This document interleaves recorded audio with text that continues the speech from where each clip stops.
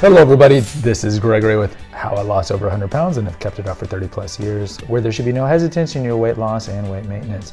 Today we're going to talk about whether or not it's good to put in some sort of monthly incentive for your spouse if he or she's trying to lose weight. Now before we begin, if you need help with weight loss, contact me through the Clarity FM link found here in the episode notes.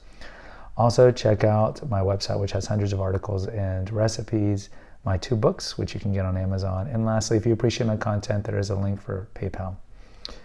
So, look, some people would find this to be off-putting. Some people would think that it's a good idea. And what is it? If you have a spouse who is overweight, is it good to put in like a monthly weigh-in and say if you can maintain this weight or if you can get down to this weight, if the person's trying to lose weight, you get some sort of incentive? Is this a good idea? I would say it really depends on a couple of factors. One is, does the person agree to it? I think that's kind of a big thing. If they're willing to. And look, I would say, if you're the overweight person in this situation, why not? Why not agree to it? Because you know you want to lose weight, and hopefully you're beyond that stage of I'm not overweight, I'm perfectly fine, all the kind of denying all the lying to yourself that I went through before I was ready to lose my weight. You know, I love the food more than I love myself. But if the person is past that, and the person tells you, I want to lose weight, I need to lose weight, for the sake of my health, shorten my life expectancy if I don't, or for the sake of kids, then it is a useful tool. Because look, some people are wired to succeed at goals. They kind of meander throughout life, and then if they set a goal or if you make them set a goal, they'll do it. Like the marathon runner types, right? You also have these are the same types. It's you don't think I can do it? Oh yeah, well I'm going to show you. If you got to find the motivation of these people, and including yourself, if this is how you're motivated. And then use that as motivation.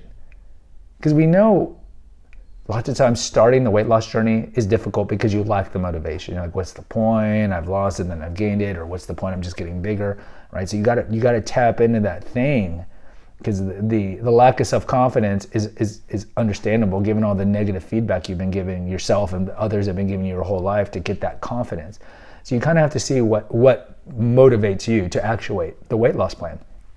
So if you have a spouse or a significant other who is kind of driven by this, it might work, and it would work, because you're giving them a goal.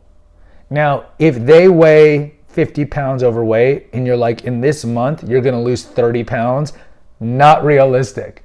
So there's 2 different ways to do this. One's for weight loss and one's for weight maintenance, obviously. So if they're 30 pounds overweight, by the first of the next month, you start every first of the month. That's when the weigh-in would happen. I would like for you to lose 10 pounds. Now, typically, they'll tell you the healthy weight loss is about 5 pounds. 5 pounds a month, really. A lot of that, you'll get that initial bump at the beginning because that's largely water weight. But depending on who you talk to, they'll say average healthy weight loss is about 5 to 6 pounds a month. A lot of people are that's too slow. And you could lose it quicker. I'm not saying that's healthy because, any of the crash diets, you typically are going to rebound and gain the weight back. But it has to be a realistic milestone, and you guys can negotiate that out. And then if they get to that milestone, that gives them motivation if they can get to, because they're you know what, I really want to get this, fill in the blank, whatever you guys negotiate as a gift.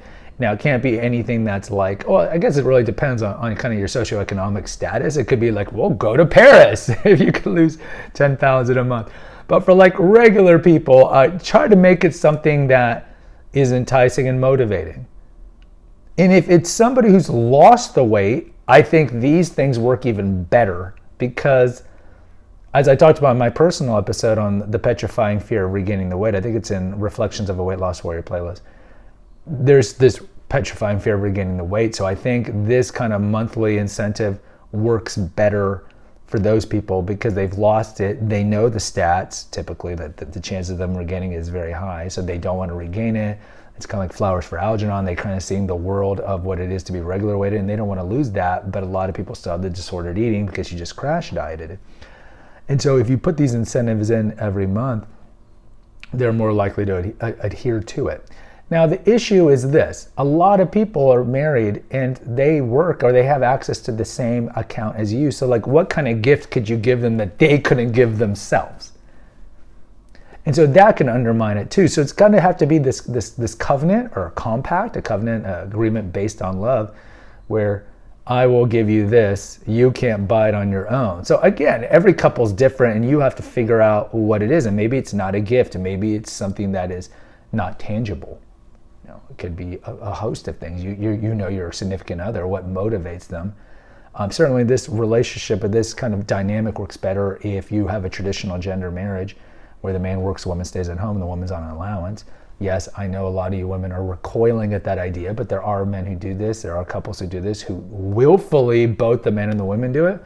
And this is kind of the dynamic that has existed really since the beginning of time, of the man is working either in the field or the factory or whatever it is on the computer, and the woman is taking care of the house and so forth. So if you have that kind of dynamic in your relationship, well, then it makes the motivation easier, because she might be on an allowance and you're like, look, if you can maintain this weight, you get, I don't know, an emerald necklace.